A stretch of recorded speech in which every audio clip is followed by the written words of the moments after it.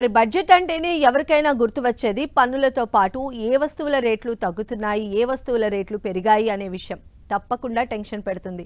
మరి ఈ బడ్జెట్లో ఏ వస్తువుల రేట్లు పెరిగే నిర్ణయాలు తీసుకున్నారు, ఏ వస్తువుల రేట్లు తగ్గించే చర్యలు తీసుకున్నారు? Watch the story.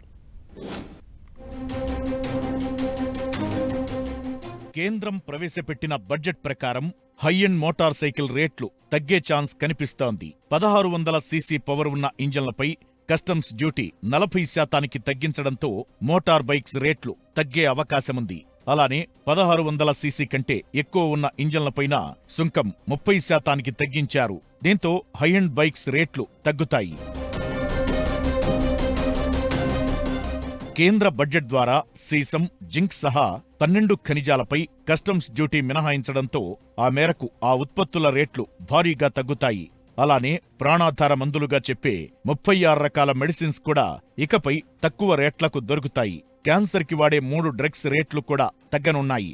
Leather goods రేట్లు తగ్గనుండగా ఎలక్ట్రానిక్ గూడ్స్ అయిన మొబైల్, ఎల్ఈడీ స్క్రీన్లపై ఎక్సైజ్ డ్యూటీని 15% నుంచి 5% వరకు తగ్గించారు. దీంతో ఈ ఉత్పత్తుల రేట్లు తగ్గుతాయని అంచనా.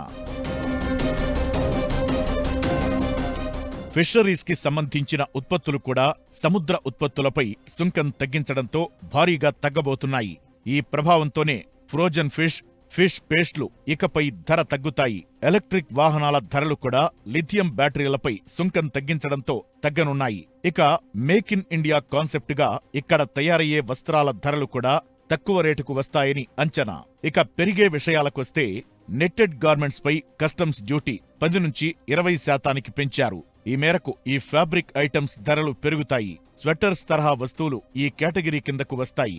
ఇంటరాక్టివ్ ఫ్లాట్ డిస్ప్లేపై కూడా కస్టమ్స్ డ్యూటీ 10 నుంచి 20% పెంచారు. దీంతో ఈ తరహా మానిటర్ల రేటు పెరగవచ్చు.